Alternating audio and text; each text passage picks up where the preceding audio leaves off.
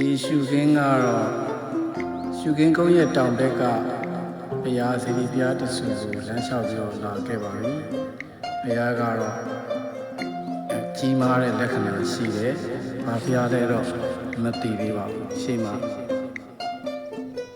တတိုင်းလည်းရှိတယ်။ဆက်ပြီးတော့မှလေ့လာကြည့်ပါမယ်။ဖုန်းကင်မရာနဲ့စိုက်ရတော့ရိုက်ချက်ဒီအလားမပါမသိမသက်ဖြစ်တာတော့ဒီကံခွင့်လို့ပြီးတော့ကြည့်ရှုနေကြပါလေအမတန်ကိုကြည့်ကြတဲ့ဖရာကြီးစေတီတဆူပါပဲဗျာဒီစေတီကိုရောက်ခဲပေါက်ခဲပါတယ်သုလာမဏိရဲ့တောင်ဘက်မှာတဲ့တယ်လို့ရှိပါတယ်ဒေါ်လာလေးတိုင်းနဲ့ဒီတဖာလုံးလောက်လျှောက်လိုက်တဲ့အခါရောက်ပါလိမ့်မယ်မြောက်ဘက်မှာတော့မယကုတော်တဆူကိုအနန္ဒာဘုရားရဲ့မယကုတော်ဤပုံစံမျိုးလက်မှုရဟန်းမျိုးတဆူကိုစတင်ပြီးတော့ဖူးတွေ့ရပြီ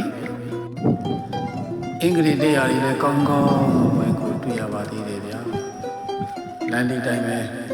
ရှောက်ပြီးတော့သွားပါမယ်ဘိုးဘက်မှာတော့တတိုင်းပြည့်ကြီးတစ်ခုရှေ့ဘက်မှာဝန်ပေါင်းတဲ့တတိုင်းပြည့်ကြီးတစ်ခုတူရောက်ရှိတဲ့လက္ခဏာမျိုးတော့မရှိပါဘူးအကုန်လုံးကဘုရားမတ်840နှစ်ပါအရှင်မျက်နှာစာမှာတော့ရောက်ပါပြီတွန်းဘက်မှာတော့တိတ်ခိုင်းတစ်ခက်တွေလည်းတွေ့တယ်အရာမကြီးတဲ့တင်ပလင်ခွေကိုတော့တဆူတစ်ခုတွေ့ရပါမယ်နားထအောင်သွားပြီးတော့ဘူးမျောပါမယ်တောင်ဘက်မျက်နှာစာမှာတော့မယက်ကိုတော်ကြီးပါဘာမှရှင်းလင်းတုတ်တင်ထားတာမရှိဘူးချတောင်ဆိုတောင်ကထွက်နေပါပြီဒါကနောက်ဘက်မျက်နှာစာကဘုရားရှင်ကိုရောမြတ်ကြီးဖြစ်ပါတယ်ပုံစံကတော့ဥတိုင်းအလဲဥတိုင်းမှာတင်မလင်ခွေဘုရားနှစ်စုနဲ့မယက်ကိုတော်ကြီးနှစ်စုကြောချင်းကပ်ပြီးတော့မှဒီမျက်နှာတိဆောက်ထားတဲ့ဘုရားဖြစ်ပါတယ်နိုင်ငံစေးပကြီးလည်းကောင်းကောင်းမွန်မွန်ရှိသေးတယ်။ဒါပေမဲ့ကားလမ်းနဲ့ဝေးတယ်။လူသူအရောက်ပေါက်နေတယ်။ပြုပြင်ထိန်းသိမ်းမှု